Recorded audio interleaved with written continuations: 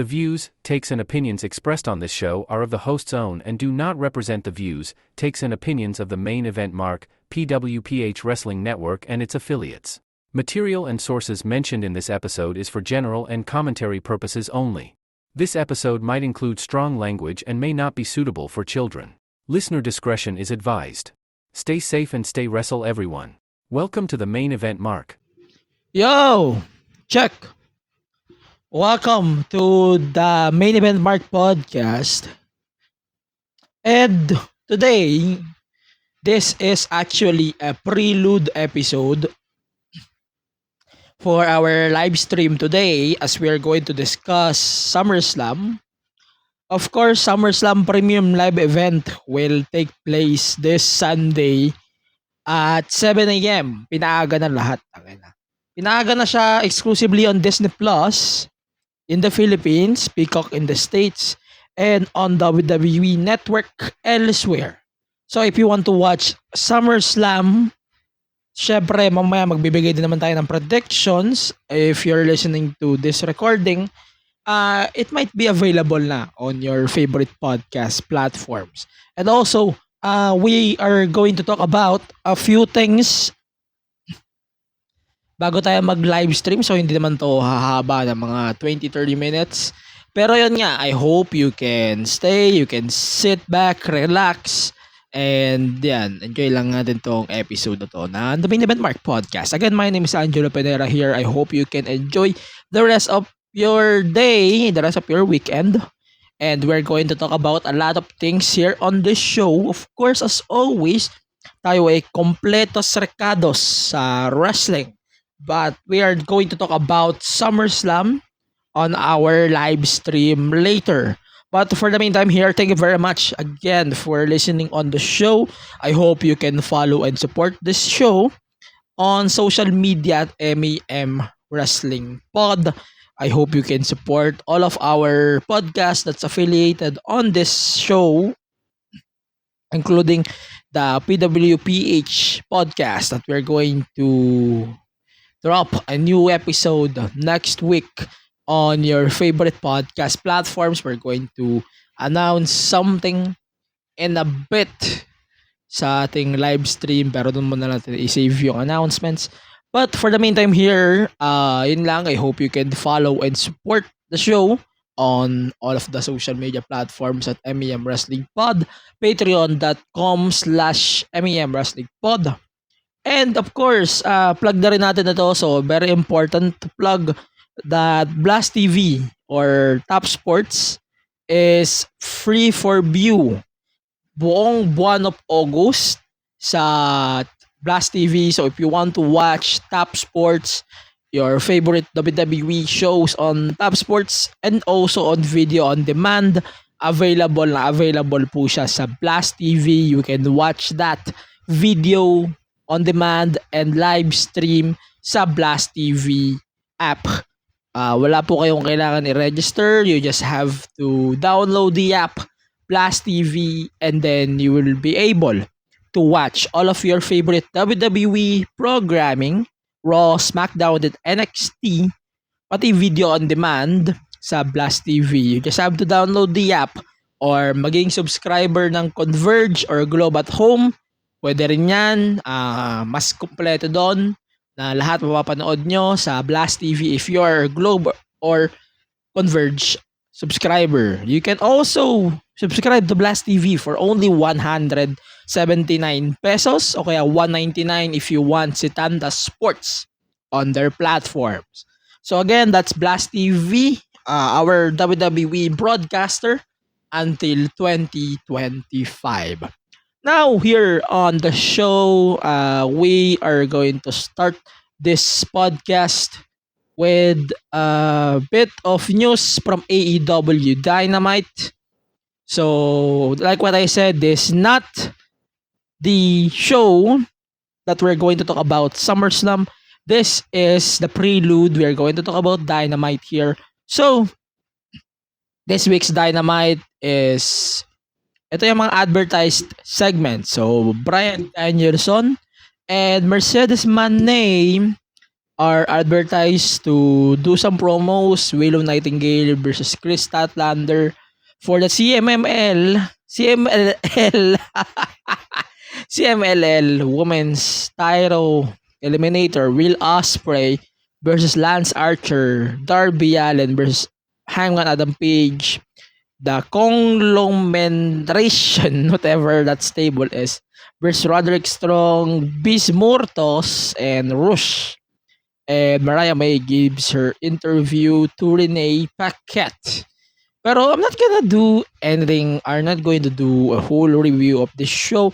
So let's talk about the most important part. So Will Ospreay vs MJF was made official for Wembley Stadium. So they are now setting up MJF versus Will Ospreay.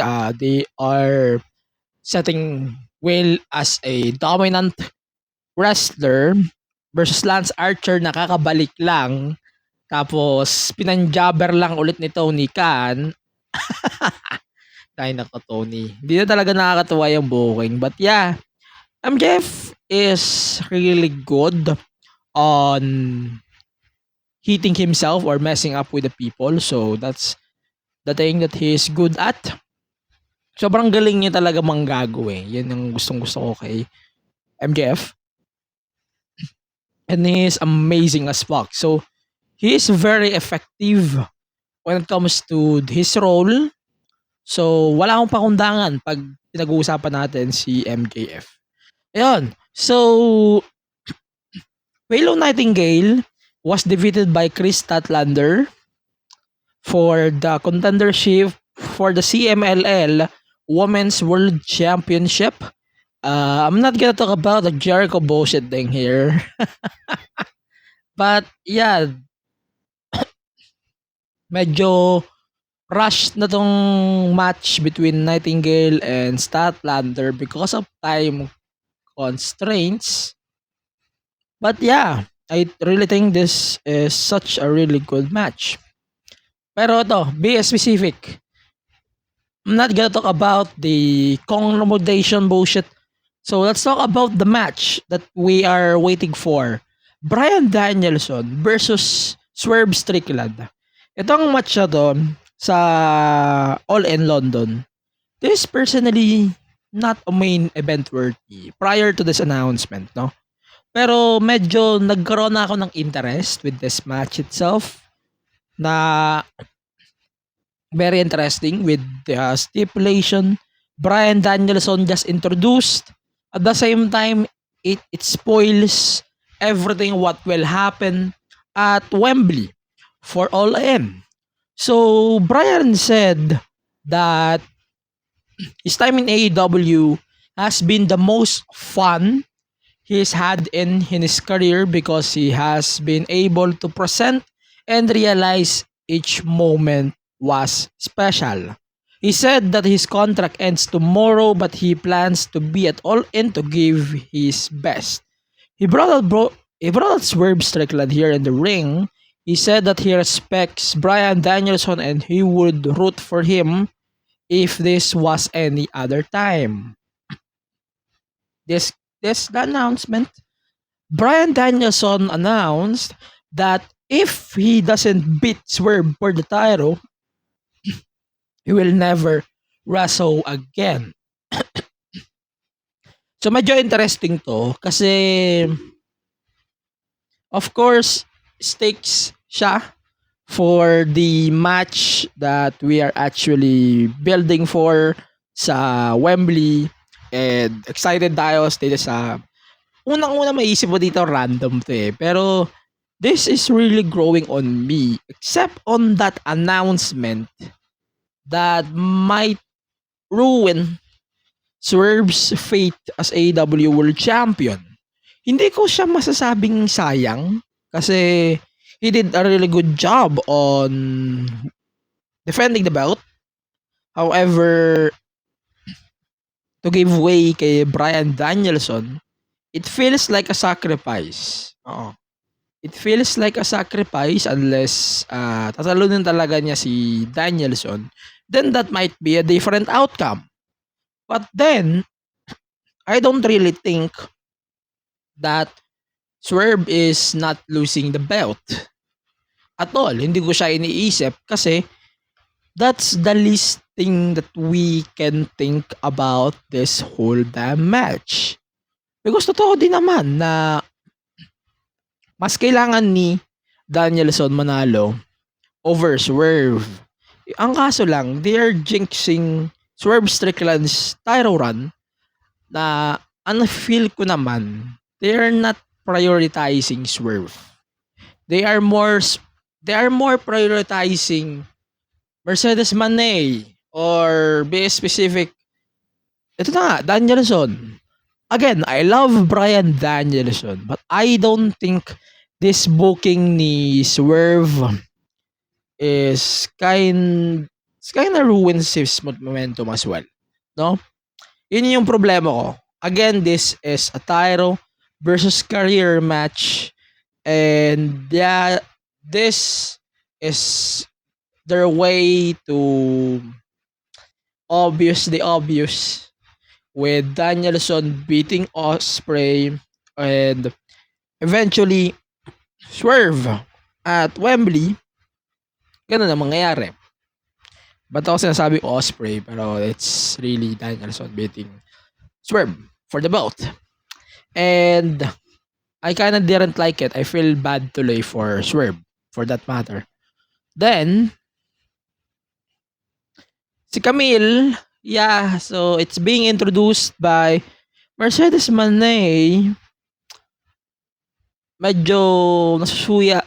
Ewan ko, medyo nasusuya ako every time Mercedes speaks. No disrespect to people who love Mercedes. But that's how I feel. Every time she speaks, para akong nasusuya. Face or heel, this is not working for me, brother. Yan yung impression ko. Again, I love Mercedes as a character. But this thing that we have right now on AEW programming, even with Camille on the side, it doesn't work for me. This feels like us. Again, I love Camille joining Mercedes, such a really good bonus. Pero ang kailangan natin alamin ngayon, kailan babaligtad si Camille kay Mercedes? And that might happen anytime soon. Diba? Yun yung nakikita kong unang-una pa lang na mangyayari down the road. Kasi sobrang posible na tumagal si Mercedes kay Camille, not on her watch, that's for sure. Kasi parang bibilugin talaga nito ni Mercedes si Camille.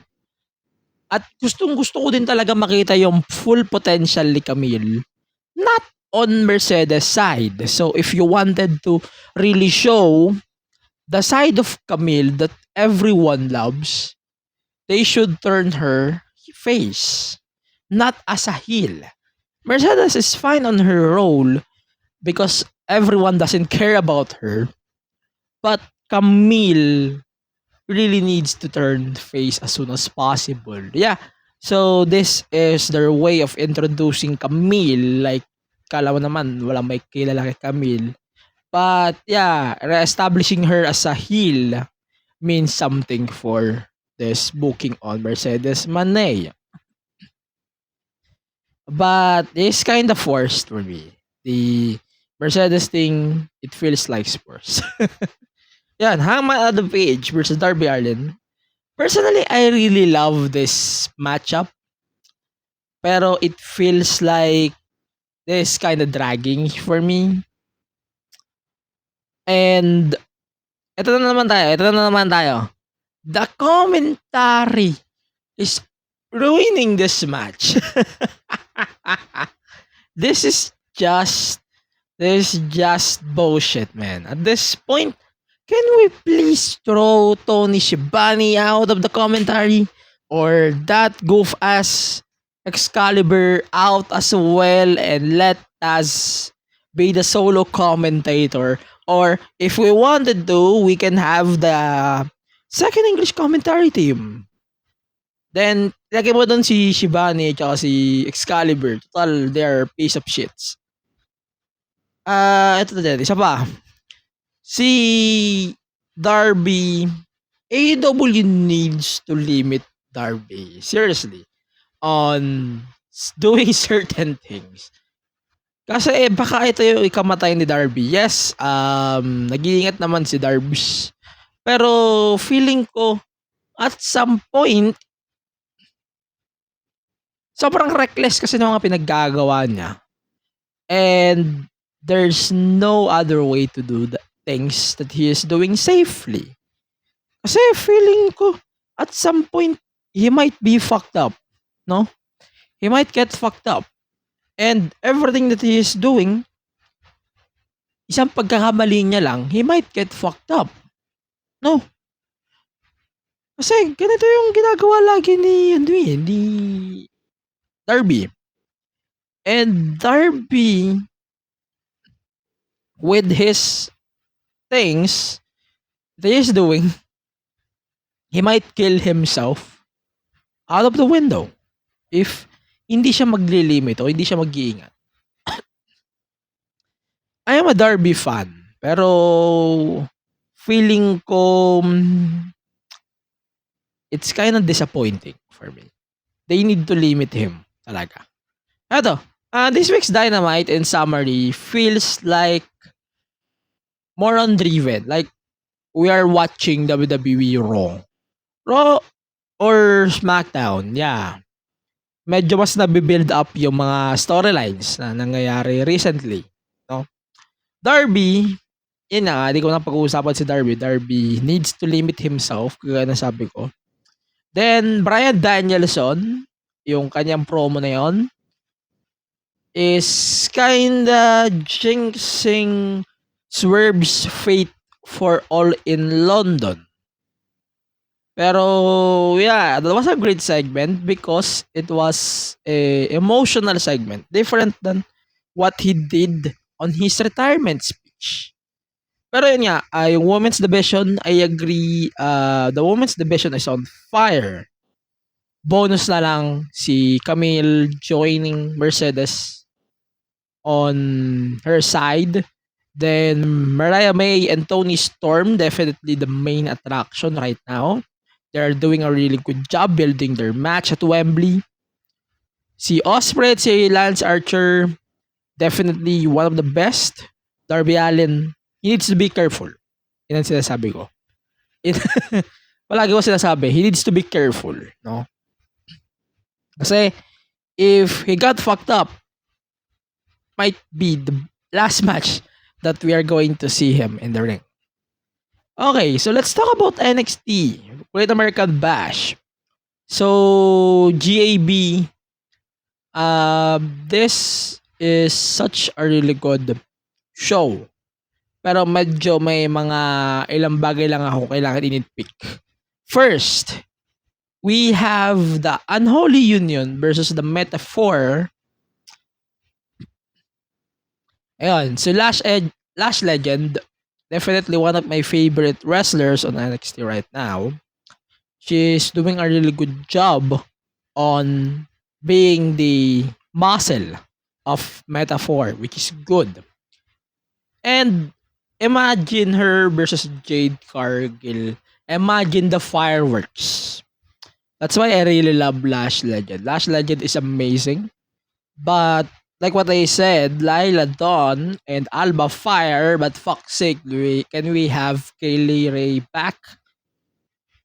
Then si Jakara yung napin for the Evil Touch to seal the fate. But Lash Legend is amazing. I swear to God. No. Yun. There's such an amazing story. Yun. So, I'm really sad though that we might see Unholy Union losing the belts on SmackDown. But it's such a fucking shame that WWE is not prioritizing the booking of the Steam or their tag team in general in the women's division. Because Isla Dawn and Alba Fire are such a really good tag team. It works. Pero I swear that Unholy Union shows that they are amazing as fuck.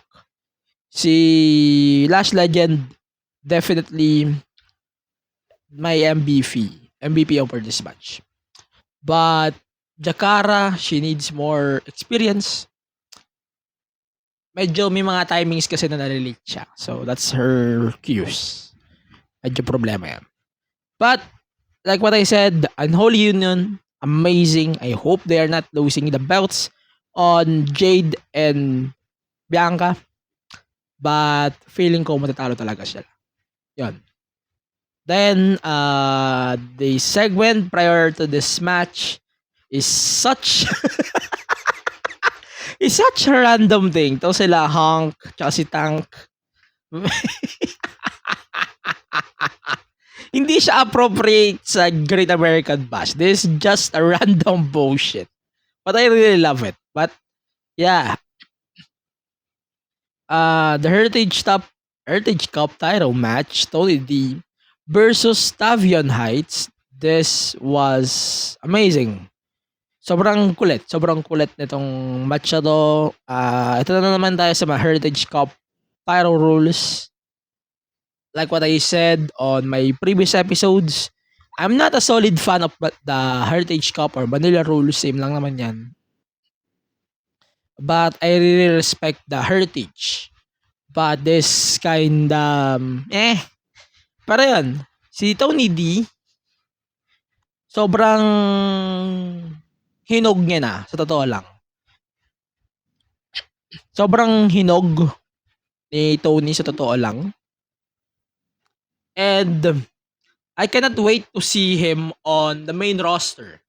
Sa totoo lang, he is ready now for a main roster promotion. Give him a Braun Breaker or Mellow treatment, maybe for the family stable. Definitely, at this point, Tony D needs to be promoted on the main roster. Pero yun, he is amazing, and it really shows that Tony D is definitely the best on the 2.0 horsemen. Then, si Hank at saka si Tank, ang kulit ng nila, buong role nila sa buong show na to. They are amazing. Then, Pete Dunne is challenging Trick Williams for a match next week. And is calling out his stuff. Tapos, medyo dismaya din si Pete Dunne on his booking before. Cedric Alexander defeated Brooks Jensen. That's actually his first win for a while, which is amazing. Which is good. Then, Joe Hendry's live concert was interrupted by Gallus. And yeah, Gallus is Gallus. Walang bago dyan. So, I'm not going to be surprised on their interruption on that segment sa NXT. But, I'm really glad though with this news bit that we got that Joe Hendry is now allowed to do stuff at the Performance Center. Nakakapag-gym na siya. Oo. Nakakapag-gym si which is nakakapag-gym si Joe Hendry sa Performance Center. He can work on the PC, which is good. And such an amazing stuff regarding on what he is doing, what he is trying to do, or itong stuff na to with specific guys like Joe Hendry. Sobrang over niya. Ito lang. Then, let's continue with more stuff that we have to talk about. Asan nga ba yung aking source here? Ayan. So, Joe Hendry, such an amazing guy. And sobrang over niya talaga. He really deserves this thing. I'm not saying that TNA has to drop Joe Hendry. But he is amazing, I swear. Then, finally, we're able to get the Treehouse on NXT, which is always good. Then, ano pa ba? Lola Vice, I'm not gonna talk about this, but Lola Vice definitely been built for the future on NXT. Then, let's talk about Roxanne Perez versus Thea Hale. This match is such a really good match. Very solid. Roxanne Perez on her role on NXT is your aggressive champion. Imagine this is her best run right now in NXT, and I hope WWE won't waste any shot on Roxanne Perez. Roxanne is amazing. Such a really good woman. Sobrang gifted niya, and her role works on her game. Thea Hill is such a really good baby face. Very sympathetic. Andaling simpatyahan. And it really works on her character, and such an amazing character talaga for Chase U. And I hope Chase U will be promoted on the main roster as well. Both Roxanne and Thea Hill, or Chase U as a whole, will be promoted to the main roster. They're all amazing. This is such a really good thing. I swear to God, this is such a really good woman for Chase U. They definitely need a code for Thea Hill sooner than later, and everyone is ready for it. I swear. This is such an amazing match. This is such an amazing moment for both. Not only for Roxanne. Then, Julia is coming soon. They're just finishing her dates until August 19. Then, Roxanne is definitely going to face Julia soon. Then, Stephanie Bacquer might be debuting on NXT Women's title on week 2. Malay natin, no? Pero yun,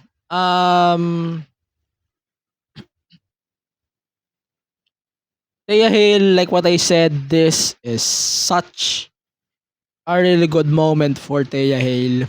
And definitely her best moment ever. And, ayun, sobrang grabe. Sobrang grabe. They are not wasting Thea's talent, and it really shows then that she is amazing. She's such a really good wrestler then. I hope they can give her something as soon as possible, and they have to adapt then on what they are trying to give on everyone who is booked on this thing, especially with the women on NXT. But yeah, both Roxanne and Thea Hill, both of them are amazing. I have to give her their props. At some point, I hope Roxanne and Kiana Jordan will face each other in a match. I would love to see that soon as well. They're both amazing then. I swear we need to see Roxanne versus someone like Kelani Jordan. Jordan is amazing. But overall, I'm not going to talk about the week 2 for now. We will talk about the week 2. But it really shows how amazing the women's division is. If you want to watch the women of NXT, definitely this show is for you guys. This show is such a really good show if you're looking for the woman specifically. And yeah, yung Henley, Jane, and Nyx versus Vice, Soroka, and Carmen Petrovic, that was amazing too. But I'm not gonna nitpick on that too much. Let's nitpick on the main event. Roxanne versus Thea Hill. Sobrang hinog. They need to give both of them something. Roxanne needs to go on the main roster. Thea Hill needs to become a champion as soon as possible. She is amazing. Sobrang galing. Yan. Yan lang. TNA. let's talk about this. Real quick lang. Matt Cardona is back on TNA. He ruined the wedding of PCO and Stephanie Delander or Steph Delander. And we're not sure as well on SDL's role ngayon na nasa TNA na si Matt Cardona. And he is definitely competing anytime soon. Yung status niya, hindi rin natin alam. Pero let's see on what we are getting in the next couple of weeks on TNA Impact. But yeah, Mustafa Ali is no longer part of TNA.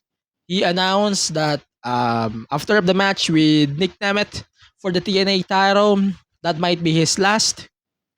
Then, ano pa ba? In-announce din yung ibang dates. Marami tayong abangan the next couple of weeks with TNA. And Bound for Glory will take place next. For the next few months, actually. And we might see TNA versus WWE. And yeah, I cannot wait to see more of these shows then on TNA side of things. Pero yun lang muna ang ating show this week. We will talk about more wrestling. We'll talk about Mercedes Moné